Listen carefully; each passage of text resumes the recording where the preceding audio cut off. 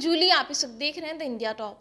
4 अप्रैल को राज्य में 24 सीटों के लिए एमएलसी चुनाव के लिए वोटिंग हुई थी और आज उनकी काउंटिंग हो रही है। आपको बता दें कि राज्य में 24 जिलों में मतगणना केंद्र बनाए गए हैं, जहां पर सुबह 8 बजे से ही काउंटिंग की प्रक्रिया शुरू हो गई है और आज पता चल जाएगा कि आखिर इस बार एमएलसी चुनाव में किसने बाजी मारी है।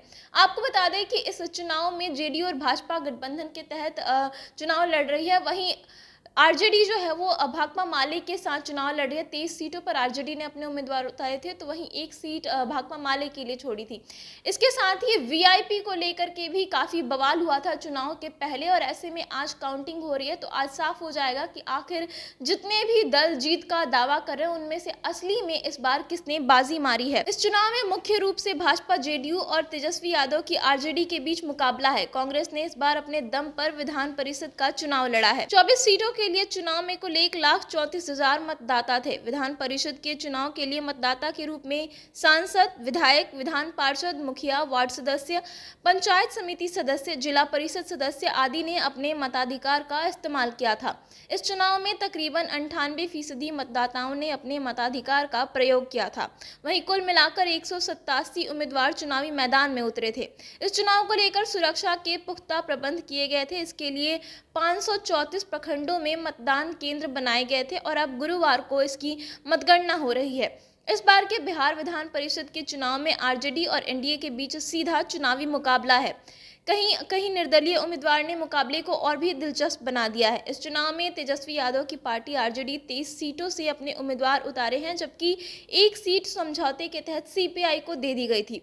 दूसरी तरफ एनडीए की तरफ से बीजेपी ने 12 उम्मीदवार मैदान में उतारे, तो जेडीयू के 11 प्रत्याशी चुनावी मैदान में अपनी किस्मत आजमाने उतरे। एक सीट एनडीए के घटक दल पशुपति पारस गुट की राष्ट्रीय लोक जनशक्ति पार्टी को दे दी गई थी। इस चुनाव में मुकेश सहनी और चिराग पासवान की साख भी दांव पर लगी हुई है। निर्वाचन आयोग के निर्देशानुसार स्थानीय प्राधिकार कोटे की 24 सीटों की मतगणना प्रेफरेंशियल वोटों के आधार पर की जा रही है। प्रथम वरीयता के वोट आधार पर कोटा का निर्धारण किया गया है। कोटा निर्धारण में मान्य वोटों में 2 से भाग देकर प्राप्त संख्या में एक आंकड़ा जोड़ दिया जाएगा। उदाहरण के तौर पर 100 मान्य वोटों का कोटा 51 निर्धारित होगा। प्रथम गणना में 51 वोट या अधिक प्राप्त करने वाले उम्मीदवार को विजेता घोषित कर दिया जाएगा। प्रथम गणना में इससे कम वोट पाने वाले को मतगणना से हटाते हुए उसे प्राप्त दूसरी वरीयता के वोट संबंधित प्रत्याशी को वोट में जोड़ दिए जाएंगे। ये सिलसिला तब तक चलेगा जब तक किसी उम्मीदवार को जीत के लिए जरूरी वोट ना मिल जाए। अगर अंत तक बचे 2 उम्मीदवारों में भी किसी को जरूरी वोट नहीं मिले तो चुनाव आयोग ज्यादा वोट लाने वाले को विजेता घोषित कर देगा। खास बात यह भी है कि बूथवार वोटों की गिनती नहीं होगी। गिनती के पहले वोटों को आपस में मिला दिया गया है।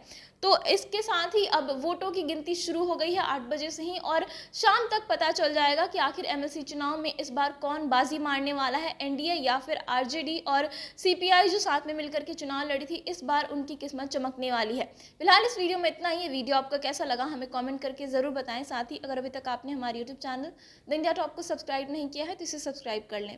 धन्यवाद।